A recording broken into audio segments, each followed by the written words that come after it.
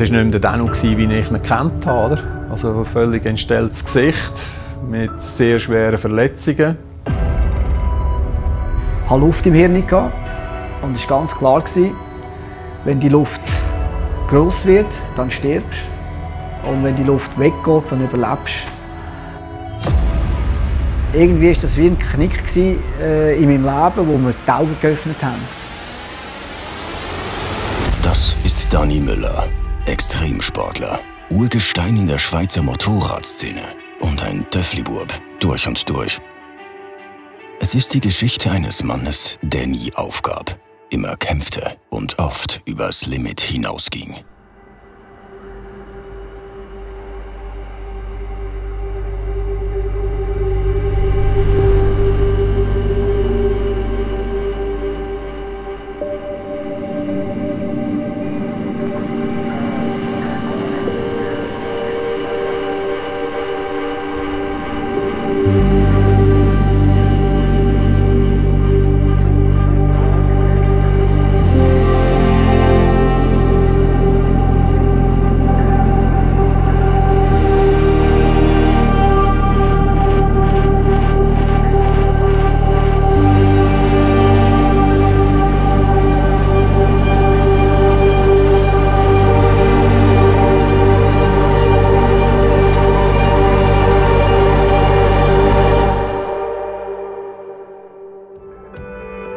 Dani Müllers Heimat liegt in Muri im Kanton Aargau.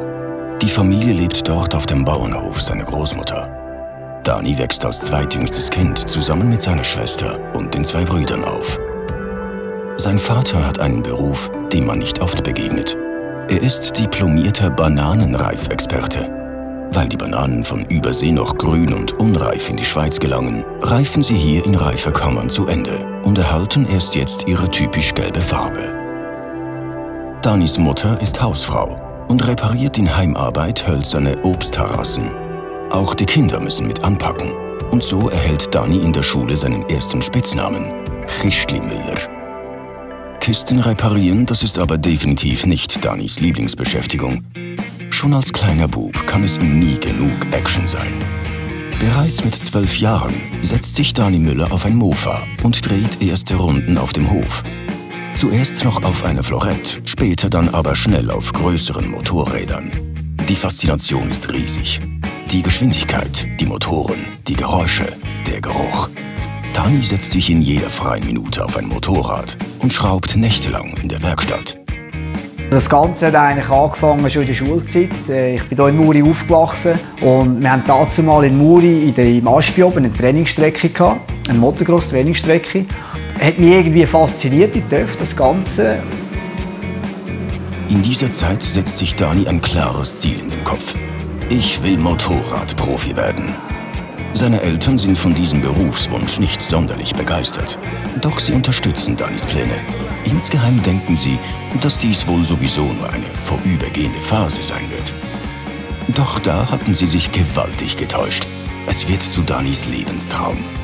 Der Kämpfer will es allen zeigen. Dani Müller, der Motorradprofi. Was er zu diesem Zeitpunkt noch nicht weiß, es wird ein harter, steiniger und unvorstellbar schmerzhafter Weg werden. Die Kiesgrube in seinem Wohnort wird Dani schnell zu langweilig. Er will jetzt mehr. Er will Rennen fahren. Und wir haben uns gefragt, wie können wir Rennen fahren? Mit seinem Jugendfreund Gesi informieren sich die beiden, wie sie an Motocross-Rennen teilnehmen können. Sie finden heraus, dass es 2 Optionen gibt. Über den Verband FMS, die Föderation der Motorradfahrer der Schweiz, oder den SAM, den Schweizerischen Auto- und Motorradfahrerverband. Und dazu mal hast du beim FMS eine Lizenz kaufen und beim SAM musst du fahren. Weil sie aber kaum Geld haben, kommt Kaufen nicht in Frage. Also müssen sie den Weg über den SAM nehmen und sich qualifizieren. Die Motocross-Lizenz erhalten sie nur, wenn sie in einem Qualifikationsrennen unter die besten 8 fahren. Und dann haben wir den Bus zahlen. Und der Metzger VW-Bus hat hinten immer eine Höhe gehabt. Da haben wir halt die Töpfe irgendwie bringen. Also der VW-Bus ist bis rauf komplett voll gewesen. Wir haben Material mitgenommen. Also, als wir dort auf den Platz gekommen sind, haben uns Leute gefragt, wenn die 14 Tage lang Töpfe fahren und da bleiben. Dann haben wir gesagt, nein, warum? Wir müssen alles haben. Wir haben natürlich halb Werkstatt eingeladen, gell? Die beiden betreiben einen riesigen Aufwand. Alles mit dem Ziel, unter die besten 8 zu fahren und so an die SAM Motocross-Lizenz zu gelangen.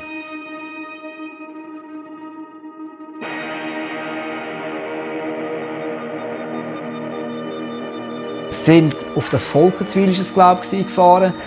An die Lizenzprüfung haben wir alles ausgeladen, aber angemacht, eingeschrieben, bis dazu mal gegangen ist. Das weiss ich auch wie heute noch. Wir sind dann gefahren. Ich bin das erste Mal am Startbalken gestanden. Der Balken ist gefallen, ich bin abgefahren.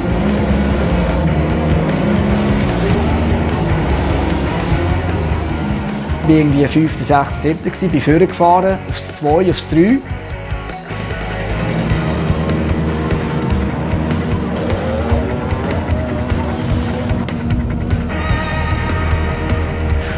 Und nachher bin ich an einen Hoger reingekommen und dort ist alles kreuz und quer gelegen und Scheisse, was machen wir jetzt? Und bin neben dem Hoger durchgefahren und vorher in die Strecke hier. Ich war, glaube am Ende etwa Dritter gewesen, also happy, ich habe ja die Lizenz. Doch Dani hat sich zu früh gefreut. Gleich nach dem Rennen wird er disqualifiziert. Beim Umfahren des Unfalls hatte er die offizielle Strecke verlassen, was gegen die Regeln verstößt. Ich war natürlich nicht so glücklich, ich war richtig sauer. Scheisse, ich bin gut gefahren, also dann kommt die Lizenz nicht über. Das heisst, wieder ein Jahr warten. Damit platzt auch der Traum, im darauffolgenden Jahr mit einer SAM-Motocross-Lizenz Rennen fahren zu dürfen. Jetzt bleibt nur noch eine Möglichkeit, trotzdem eine Lizenz über den Verband FMS zu kaufen. Diese Lizenz ist teuer und eine Riesensumme für die beiden 16-Jährigen. Dani und Gysi sparen, wo sie nur können, verdienen sich mit Nebenjobs etwas hinzu und fragen ihre Eltern für Unterstützung an.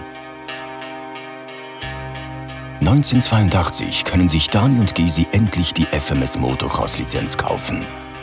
Ab jetzt dürfen sie offiziell Junioren-Crossrennen fahren.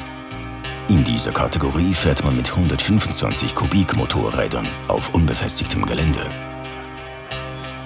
Schnell merken die beiden aber, die Konkurrenz ist riesig.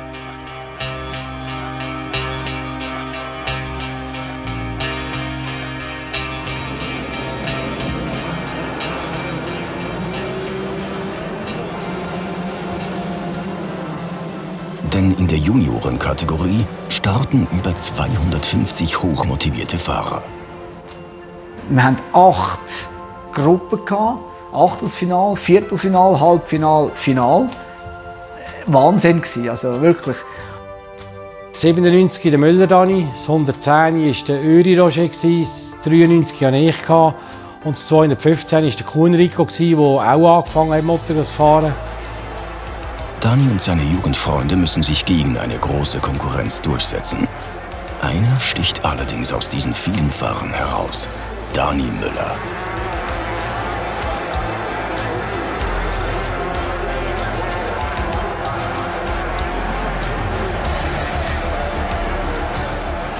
Spurwahl, Kurve, der Dani war nicht der. Wie gesagt, Dani war der Aufgang, der ist gefahren, wie es passt hat. Es hat auch Juniorenrennen gegeben, wo es gestoben hat.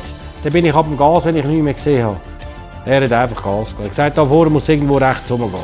Nach 5 Saisons und zahlreichen Junioren-Motocross-Rennen geht Dani eine Kooperation mit dem Motorradhersteller Honda ein. Er fährt immer besser und ist ganz vorne mit dabei. Im Jahr 1988 verpasst er dann den Schweizer Meistertitel nur knapp, wegen eines Sturzes im letzten Rennen. Ich bin im 88 Vizemeister geworden, weil ich 2 Rennen vor Schluss die Schultern abgerissen habe. Es ist seine erste große Verletzung. Die abgerissene Schulter muss im Spital operiert werden und eine längere Reha-Phase folgt. In dieser Zeit passiert noch ein weiterer schwerer Schicksalsschlag. Danis ältester Bruder stirbt mit gerade mal 26 Jahren. Ein schwerer Schlag für die Familie. Und dann steht Dani Müller auch noch sportlich vor einem ganz neuen Problem. Von Honda, seinem Sponsor, bekommt er kein gutes Angebot für die nächste Saison. Nun steht er ohne Sponsor und ohne renntaugliches Motorrad da. Mit eigenem Geld ein Motorrad zu kaufen, ist für Dani aber unmöglich. Seine finanzielle Lage ist dafür viel zu knapp. Er macht sich auf die Suche nach einem neuen Sponsor. Dann ist in Niederbipp Yamaha-Test da und dann war dort ein Albert Egli. Dann habe ich ihm erzählt, eben, von Honda war das und das und ich weiss nicht, wie es weitergeht, vom Finanziellen her, wenn ich TÜV muss kaufen muss, das erste Jahr Interview und wo und wo. Und dann hat er gesagt, schau, ich habe ein Geschäft, die suchen eigentlich einen Fahrer, die wollen noch eine Werbung machen, ich mal schauen. Der Vertrag kommt tatsächlich zustande. Und die Zusammenarbeit mit dem neuen Sponsor sowie auch später die Zusammenarbeit mit dem Yamaha-Importeur Hostetler funktioniert auf Anhieb. Grosser Mann, vorher schon gesehen, recht bekannt in der Szene. Die erste Meeting mit ihm und gerade sofort gemerkt, wir sind auf einer Wellenlänge.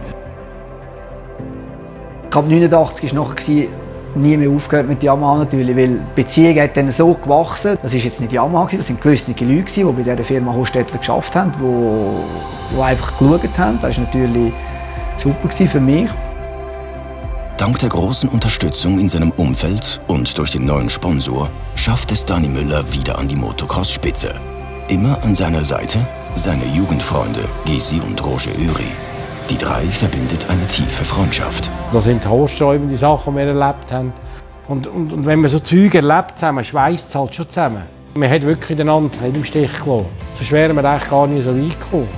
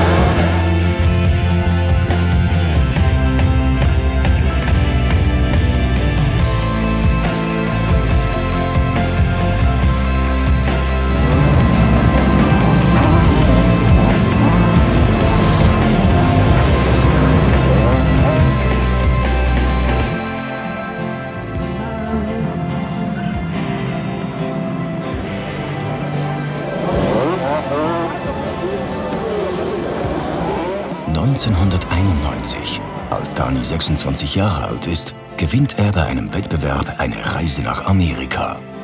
Nach Amerika, das große, ferne Land mit dem American Way of Life.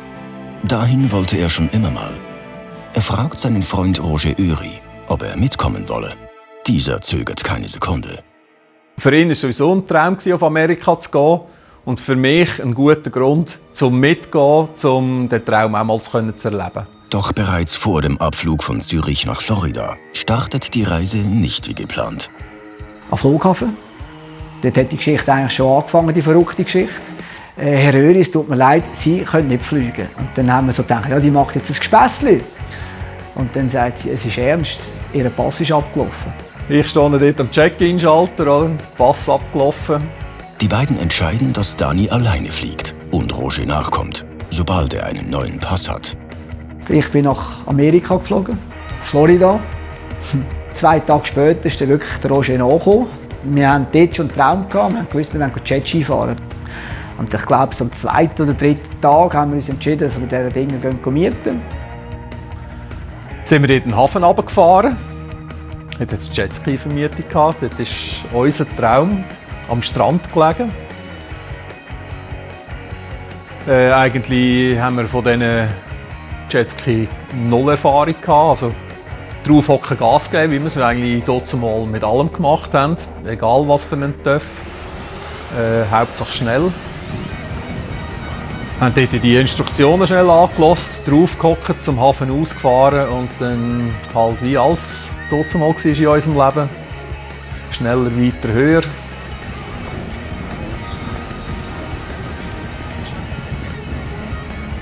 Und ich weiss heute noch genau, irgendwann hat mein Ding abgestellt.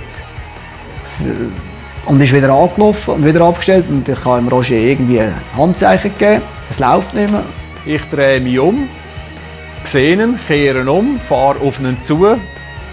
Eigentlich dort mal mit einer angemessenen Geschwindigkeit, habe ich das Gefühl gehabt. Und dann hat mich eine Welle erfasst.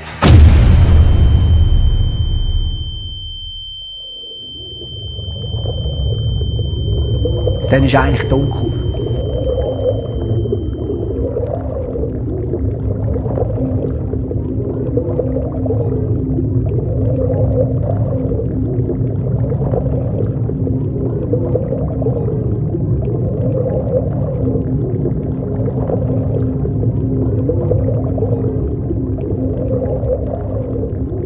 Die Welle reißt Roger mit und katapultiert ihn samt Jetski in die Richtung, wo Dani Müller mit seinem defekten Jetski steht.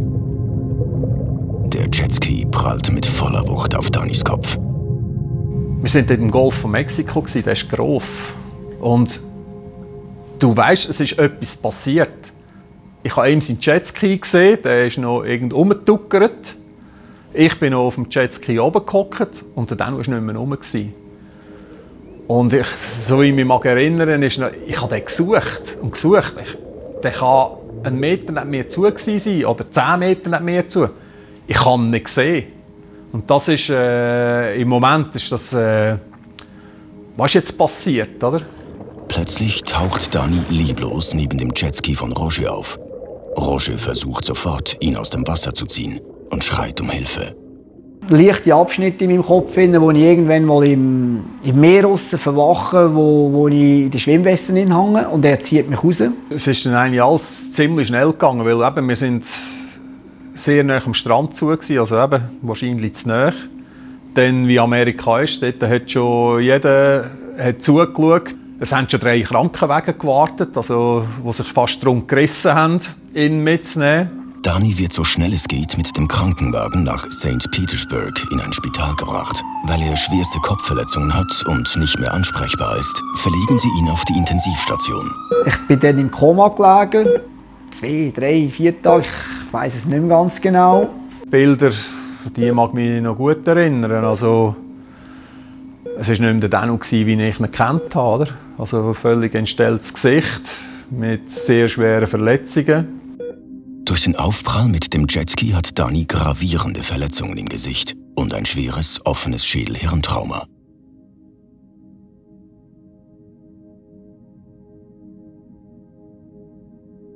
Ihn dann dort so zu sehen und dann halt, ja, vielleicht hat man das erst mal so realisiert, was ist jetzt überhaupt passiert. Also, ja, es war nicht ganz so angenehm gewesen, nein.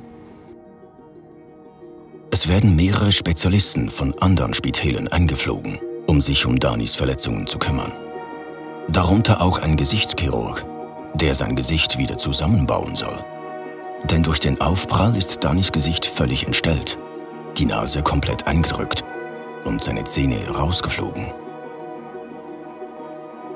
Das medizinisch größere Problem ist allerdings der steigende Druck in seinem Gehirn.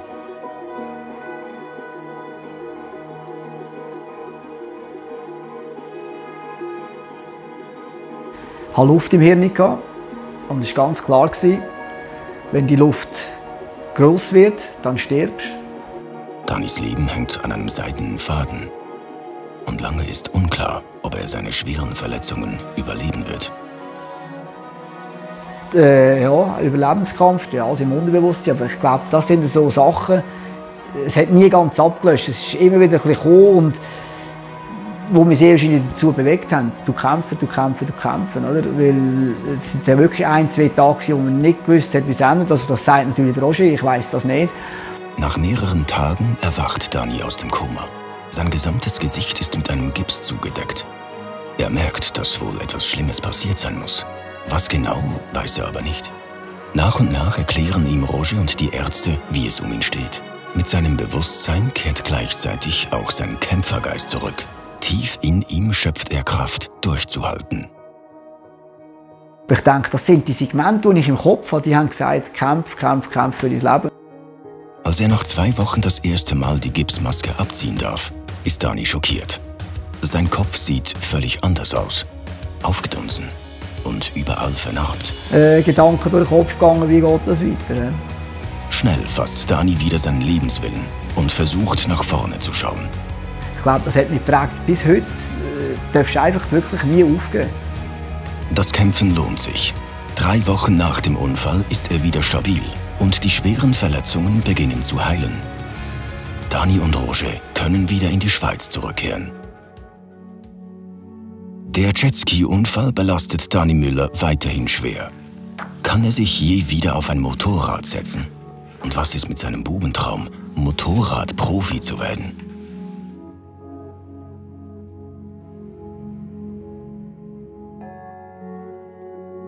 Irgendwie war das wie ein Knick in meinem Leben, wo wir die Augen geöffnet haben. Ab diesem Tag habe ich einfach ein anders leben. Vorher mit dem Sport, mit dem Gross, ich habe das gemacht, aber vielleicht nicht mit der letzten Konsequenz. Ab diesem Tag habe ich gewusst, wenn ich etwas mache, muss ich es recht machen.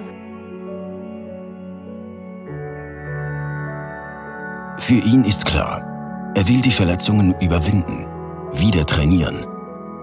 Und vor allem will er besser werden als je zuvor.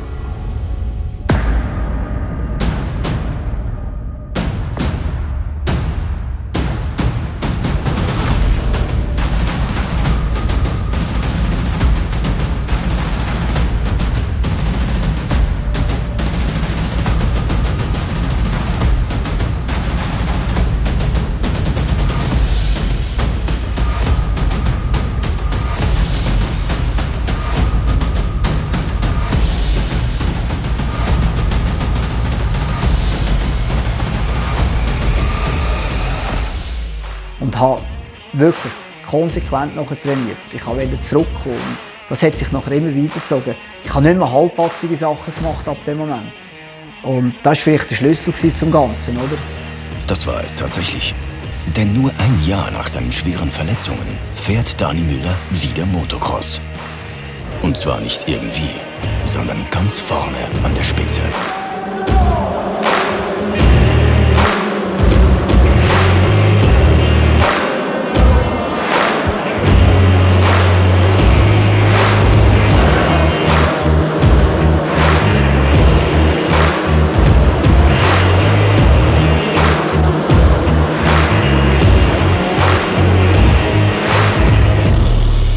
Dann 1992 bin ich Vizemeister bereits und 1993, 1994 bin ich dann Vizemeister geworden, in der 125. Klasse. Das war das Größte für mich. Vor allem mit dem letzten Rennen, wo du fährst, wo du weißt, ich muss noch ins Ziel kommen, dann bin ich Schweizer Meister. Das ist, hast Herzklopfen und alles und alle Träume und du weißt, alles, was du geschafft hast, geht wirklich in Erfüllung. Das sind unheimlich schöne Gefühle, die du dann hast und die Leute drumherum, die dich anjubeln und jeder gratuliert und Zeitungen schreiben und alle wollen etwas wissen. Das ist ein unheimliches Gefühl, ganz sicher. 1993, das war noch die Krönung eigentlich von meinem ersten Step, sage ich jetzt einmal. Ja, das ist eigentlich eine Genugtuung für das, für die Zeit, die du opferst. Also für mich ist das nicht ein Opfer, das ist eine Leidenschaft von mir. Dani Müller hat seine schwere Verletzung überwunden, noch härter trainiert und fährt jetzt besser denn je. Das ist eine Wahnsinnsleistung, weil wenn man weiss, was es für ein Motocross braucht, um so ein Rennen zu gewinnen, der Aufwand, der Trainingsfleiss, den man braucht, das ist unglaublich. Und er hat das einfach, er hat den Biss, weil er es auch gerne macht. Nach den Schweizer Meistertiteln in den Jahren 1993 und 1994 entdeckt er dann eine neue Art von Motocross, den Hallencross. Ursprünglich war der Hallencross für die Wintersaison konzipiert. In einer Halle fahren die Fahrer auf einem Parcours, der aus Holzbrettern besteht. Mir hat das auch gereizt. Einfach, ich weiss nicht warum, ich habe gemerkt, auf Holz, Geschwindigkeit, das passt mir.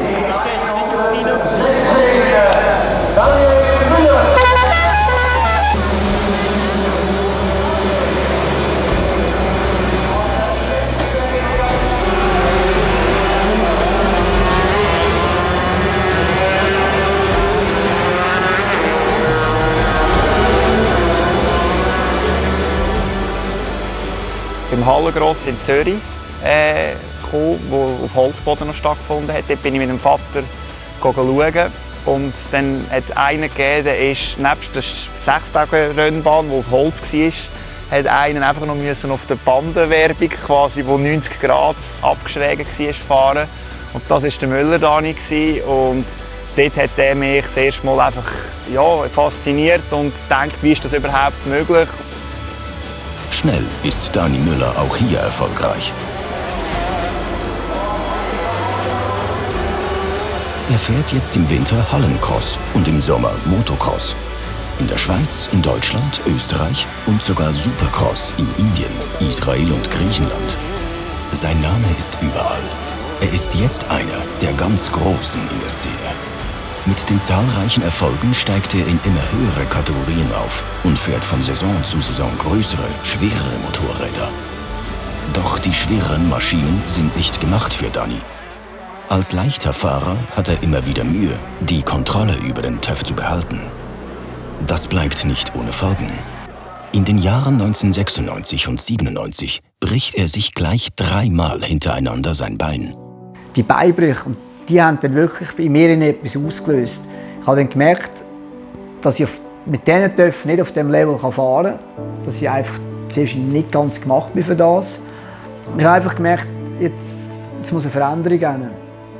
Ich bin überfordert mit dem Töpf, ich habe zu viel Unfall. Dani Müller macht sich viele Gedanken. Wie soll es weitergehen? Hat er bereits sein Limit erreicht? Ist er am Ende seiner Karriere angelangt?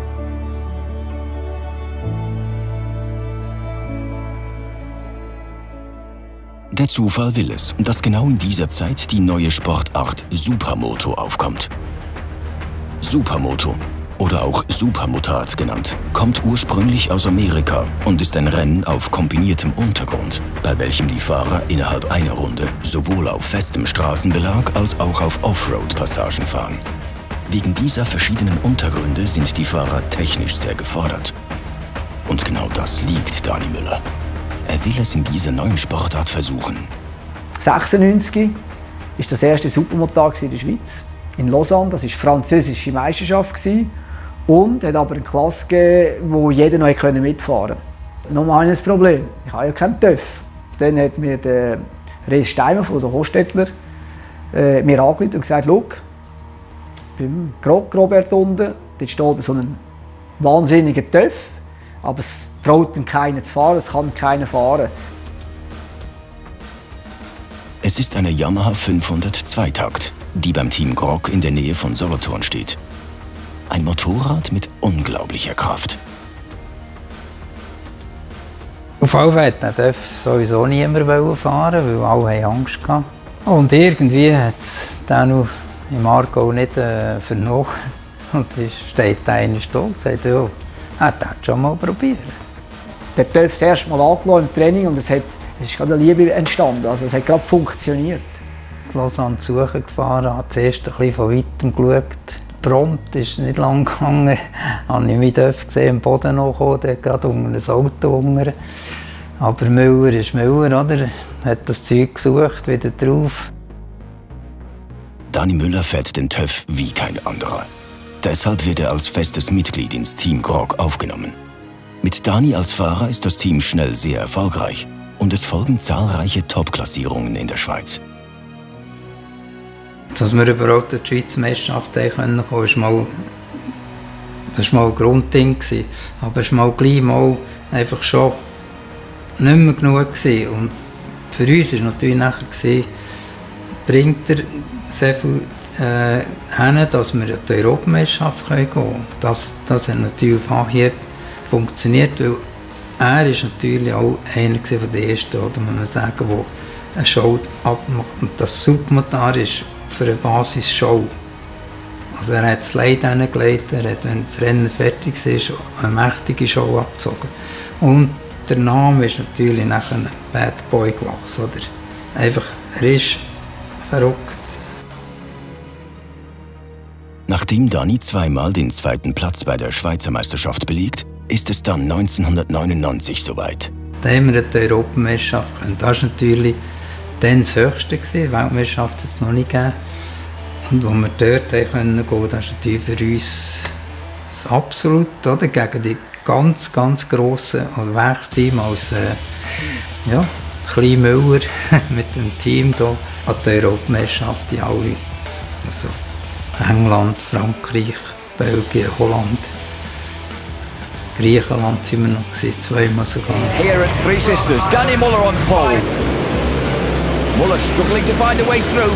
He knows the leaders aren't far away, he knows how fast he is, and he seems to have got over that nasty high side during qualifying. The 37-year-old currently leading the European 450cc Supermoto Championship. Danny Bad Boy Muller, formerly twice a Swiss 125 motocross champion, and look at that motocrossing skill indeed. He just whacks the Yamaha UK 450 underneath the Husaberg. Danny Bad Boy Muller has the lead on his Yamaha. Behind him, Christian Iden.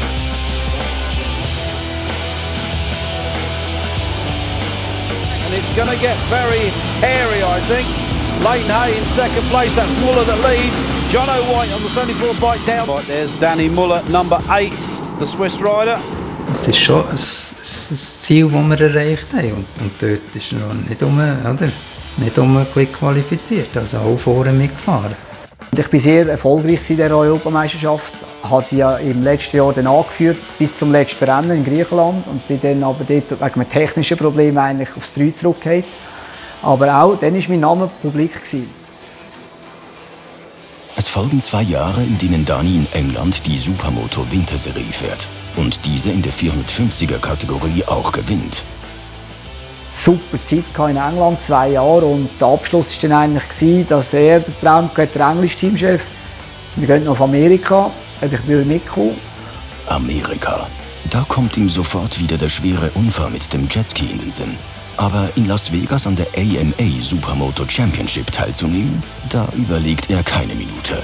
Und er fragt auch Jarno, seinen langjährigen Freund, ob er mitkommen will. Als ich das erfahren habe von Dani, dass er dort rüber kam, weil er ist dann noch englische Meisterschaft gefahren. Und da habe ich natürlich sofort zugesagt, dass ich mitkomme als Betreuer. Und das ist sicher, ich sage jetzt mal, in unserer Karriere oder also mit dem Dani zusammen ist es sicher ein Highlight gewesen, die 10 Tage Las Vegas. Wenn du zu Amerika AMA-Final fahren mit so vielen Leuten dazu mal, das war natürlich ein Traum gewesen, muss ich sagen. Das vergisst ich nie mehr. Und das ist etwas, sicher in der Supermotorszeit eines der schönsten Erlebnisse gewesen. Sicher meine Titel, die ich gehe, unglaublich, oder? Das vergisst ich nie mehr. Und das sind einfach auch so Abschnitte. Und die genieße ich heute noch alle eigentlich, oder? Das ist klar. Das Team von Grog besteht zu diesem Zeitpunkt aus 6 Fahrern. Darunter ist auch die 23-jährige Angie. Die beiden sind schnell sehr interessiert aneinander und finden gegenüber dem Teamchef immer wieder Ausreden, um noch mehr Zeit miteinander verbringen zu können. Klar, am Anfang hast du gesagt, ja, wir gehen nur gut trainieren. Ja, darfst auch nicht wirklich teamintern da irgendetwas anfangen. Er hat Frauenverbot gehabt, was das Team anbelangt hat. Sie dann das Gefühl hatten, ja, er trainiere dann zu wenig, er deckt sich nicht wirklich für den Sport genug einsetzen. Es geschieht aber genau das Gegenteil. Die Liebe zum gemeinsamen Hobby und zueinander führt dazu, dass sie noch mehr trainieren und noch besser werden. Dani fährt zahlreiche nationale und internationale Erfolge ein. Und immer an seiner Seite Angie. Nach 10 erfolgreichen Jahren mit dem Team Grog beschließt das Team, dass sie eine Pause einlegen werden. Nach 10 Jahren hat es vielleicht eine Veränderung gebraucht. Aufhören ist für Dani und Angie aber keine Option. Sie beschließen, von nun an eigenständig und ohne Team weiter Rennen zu fahren. Ich habe das Material von dem Moment weg selber aufgebaut, weitergefahren, genau gleich, Schweiz, Deutschland, Österreich. Und was halt nicht mehr war, ist das Team mit den Mechen und alles. Und dann war dort die Angie, die Freundin, am Anfang wirklich die, die an jedes Rennen mitgekommen ist. Also Deutschland, Österreich, Schweiz. Von dort her sind wir eigentlich viel deutsche Meisterschaft gefahren, österreichische Meisterschaft. Und so Wochenende für Wochenende unterwegs gewesen. Ich bin dann Minirennen gefahren, habe dann nachher zu ihm geschaut und ja. Und zu der Zeit, wo er ist im deutschen S1, S2 beide Kategorien gefahren, da bin ich ein bisschen weniger gefahren, was recht stressig geworden ist. Recht viel Pneu gegeben zum Wechseln. Das hat gezeigt, dass man mit wenig eigentlich viel Erfolg haben. Wir sind mit einem kleinen Bus, wir sind manchmal noch mit dem VW-Bus angereist, wo die anderen mit den grossen Lastwagen gekommen sind, und wir sind gleich ganz vorne dabei gewesen. Und das war natürlich eine super schöne Zeit. Es war zwar brutal anstrengend, weil wir jedes Wochenende mit einem anderen Land sind, aber es war auch super schön. Das kleine, schlagkräftige Team feiert Dutzende Erfolge. Und Dani Müller alias Bad Boy ist überall in der Szene bekannt. Der Bad Boy, den hat man einfach kennt.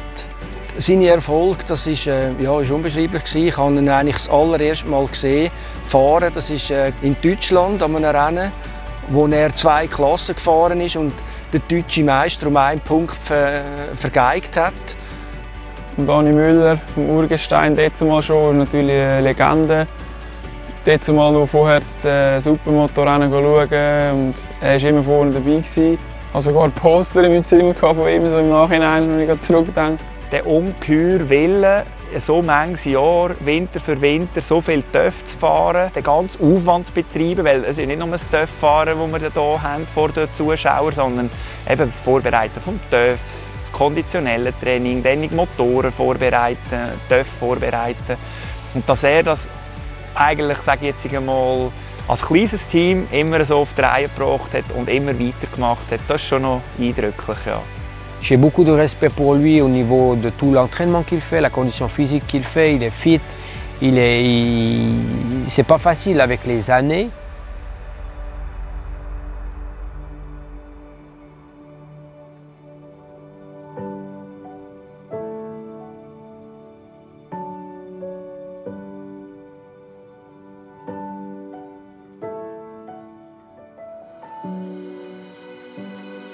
Die Freude über die vielen Erfolge bleibt aber auch dieses Mal nicht lange. Angie, der Dani ist umgekehrt. 2009 stürzt Dani in einem Training in Italien und fällt unglücklich auf seine Schulter. Sie hat die Schultern ausgehängt, aber okay, wenn die Schulter draus ist, was machst du? Ist sie wieder rein? Gut, dann sind wir hier ins Spital gerastet, Vollgas, und dann im Spital heisst es, ja, er ist nicht der erste Patient hinten anstehen. Was dort ganz dumm gelaufen ist, war, es war ein italienischer Arzt, oder ich weiss nicht, ob er Arzt ist, aber er hat sich so ausgegeben, der dann gefunden hat, er tut mir jetzt die Schulter schnell wieder allein einhängen. Und er hat so unglaublich Schmerzen gehabt, mir gesagt, hau mir eins auf den Kopf, dass ich bewusstlos werde. Wirklich geschrauen, Schmerzen. Wie an einer Puppe hat der eine Arzt versucht, den Arm einzurenken. Auf Italienisch erklärt, dass es 2 Leute braucht, um eine Schulter einzuhängen und nicht nur eine. Ich war vorher die ganze Zeit im Zimmer und dann mit dem zweiten ins Musik geschickt. Dann hat es einmal noch einen richtigen Schrei gegeben und dann war es Ruhe. Dann habe ich gewusst, jetzt ist sie drin. Dann haben sie noch das Röntgen gemacht und der Italiener hat gesagt, oh, no problemo, tutto bene. Schnell merkt Dani aber, dass etwas gar nicht tutto bene ist. Sein Arm ist völlig lahm und er kann ihn nicht mehr als ein paar Zentimeter hochheben. Zurück in der Schweiz lässt er sich deshalb erneut die Schulter röntgen.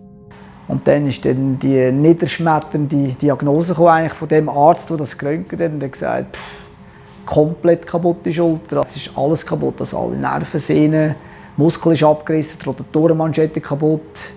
Der italienische Arzt hatte die Schulter zwar wieder eingerenkt, aber dabei die Nerven, Sehnen und den Muskel abgerissen. Der Befund des Schweizer Arztes ist deshalb niederschmetternd.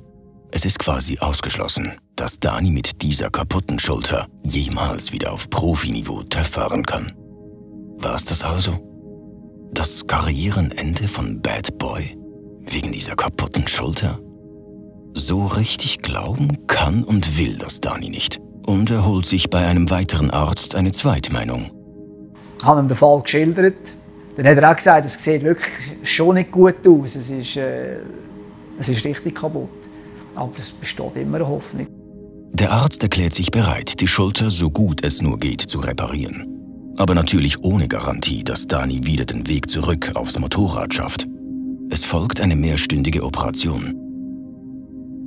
Der Arzt hat gesagt, es kann sicher 6-8 Wochen gehen, wo wirklich noch richtig grosser Schmerz herum ist. Und er konnte nachts nicht schlafen. Es war extrem. Die ganze Zeit. Es ist wie wenn einer mit dem Messer reinsteckt. Du kannst das nicht vorstellen, wenn du es noch nie gehabt hast. Die enormen Schmerzen erinnern Dani Müller auch an seinen schweren Jetski-Unfall. Doch wahrscheinlich schöpft er jetzt genau aus diesem einschneidenden Erlebnis die Kraft, weiterzukämpfen. Der Aufbau ist zurückgekommen, langsam wieder motiviert gewesen, dachte, es geht doch weiter. Und dann ist der grosse Vorteil auch von Red Bull gekommen. Ich hatte ja schon so viele Jahre Red Bull, mein Sponsor, und die Leute, muss ich sagen, haben immer zu mir wirklich super geschaut. Und Red Bull hat ein eigenes Center im Thalgau in Salzburg. Also ich bin dann 2 komplette Wochen dort rausgefahren, dort draussen gewohnt und jeden Tag von morgen bis am Abend Therapie gemacht. Da bin ich heute noch sehr dankbar. Die tägliche Therapie und das Training beginnen langsam zu wirken. Aber es sind sehr kleine Schritte und von einem Renneinsatz ist er noch meilenweit entfernt. Wenn man so eine Verletzung hat, ist es schwer zum Zurückkommen. Sicher nicht einfach. Er hat positiv gedacht. Er hat eigentlich gewusst, dass er zurück will. Man hat nicht gewusst, ob es überhaupt geht. Aber wenn er es nicht hätte wollen, wäre es auch nicht gegangen. Die Schulter ist immer besser gekommen. Aber was ich Problem hatte, ist mit Kondition. Laufen konnte ich, aber mehr nicht. Und Angie war bereits schon ziemlich in den Bergen dazu mal. Und dann hat sie eben gemeint, das wäre vielleicht noch gut, ein bisschen laufen. In den Bergen laufen und so die Kondition wieder verbessern. Das klingt zwar gut, begeistert Dani aber ganz und gar nicht. Der haben ihn dann einigermaßen mal dazu gebracht, um irgendwo anzukommen. Ja, Berg ist seich und Wandern ist doof.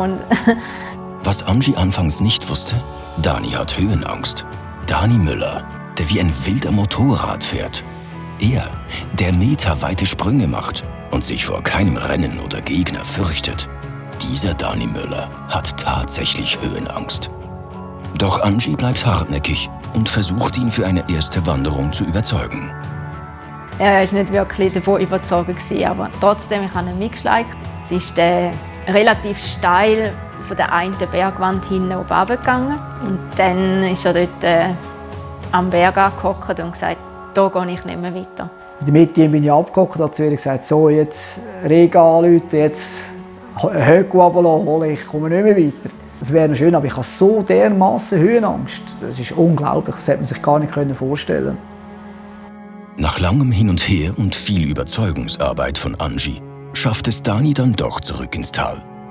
Und mit jeder weiteren Wanderung schwindet auch seine Höhenangst.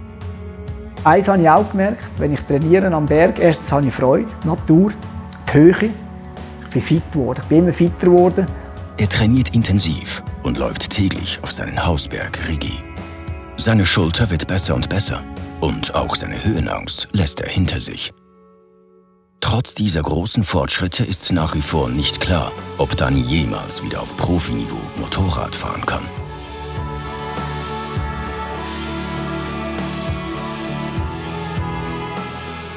Sechs Monate nach der schweren Schulterverletzung will er es wissen. Er steigt wieder auf sein geliebtes Motorrad und fährt eine kleine Runde. Das Aufbautraining hat sich offenbar gelohnt. Dani kann doch noch Motorrad fahren. Er trainiert weiter, stärkt seine Schulter, verbessert seine Kondition und macht Fahrtrainings. In der gleichen Saison fährt er bereits wieder erste Rennen. Und ein Jahr später, so wie man es von ihm kennt, ganz vorne mit dabei. Was bleibt, ist das Training am Berg. Dank dieser Schulterverletzung hat das schöne Bergsteigen heraussehen. Und alle Verletzungen, die nach der Schulter gekommen sind, Schlüsselbeinbruch, die Hände x-mal jetzt, konnte ich immer eins können, ich konnte laufen. Er läuft regelmäßig auf die 1800 Meter hohe Rigi. Und kaum hat er die Höhenangst einigermaßen im Griff, setzt er sich schon wieder ein neues Ziel. Das Matterhorn. 4478 Meter hoch. Da oben will er einmal stehen. 7 Jahre nach seinem Schulterunfall erfüllt er sich dann wirklich diesen Traum und besteigt das Matterhorn. 2018 entscheidet sich Dani Müller, seine allerletzte Rennsaison zu fahren und danach zurückzutreten. Er ist jetzt 53 Jahre alt und in seinem Körper stecken mehr Knochenbrüche, als er zählen kann. Und doch, Dani Müller, alias Bad Boy, fährt in seiner letzten Saison bei der Schweizer Meisterschaft auf den 3. Rang. Beim größten Supermotorrennen der Welt in Mette, Belgien, gewinnt er in der Seniorenkategorie und wird beim America Race erfolgreicher Dritter. In der höchsten Kategorie, dem Superbiker, erzielt er den 13. Schlussrang. Ich kann nur sagen, er ist wirklich der Rennfahrer, der eigentlich alles verkörpert, was ein Rennfahrer muss haben. Es ist eine versöhnliche letzte Saison für Dani Müller. Seine sportlichen Erfolge, schöne Erinnerungen und viel Zeit mit denjenigen Personen, die ihn bis zu diesem Punkt begleitet haben. Auch seine Konkurrenten auf der Rennpiste müssen sich nun von ihm verabschieden. Wir haben über so lange Zeit, so weit vorne und immer noch mit so viel Energie und Enthusiasmus dabei ist. Wir kämpfen uns immer wieder retour und er besonders. Er war ja schon fast tot und ist wieder gekommen. Moi j'aime beaucoup Dani pour son sérieux. Et Dani montre qu'à 53 ans, il est toujours fit, il est toujours là. Je pense qu'il prend du plaisir et j'ai été content de rouler avec lui toutes ces années. Dani Müller ist nicht 0815-Fahrer. Es sind selten Fahrer so klein, agil, schnell wie er. Ja, man sieht auch sein Fahrspiel, ist spektakulär und ja, hat sein eigenes Ding gemacht und es funktioniert.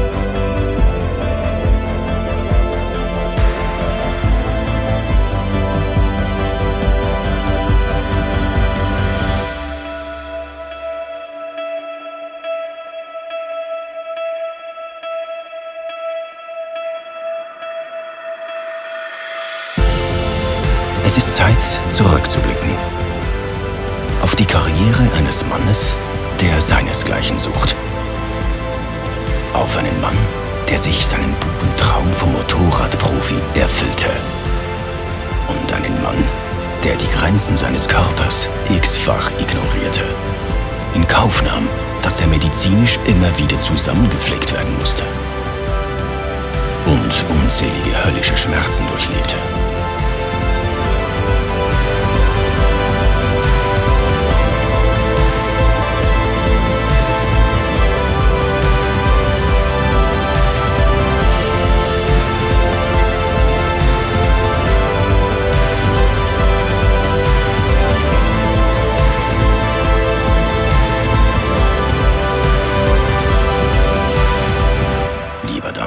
Es war deine letzte aktive Saison als Bad Boy. Und was kommt nun?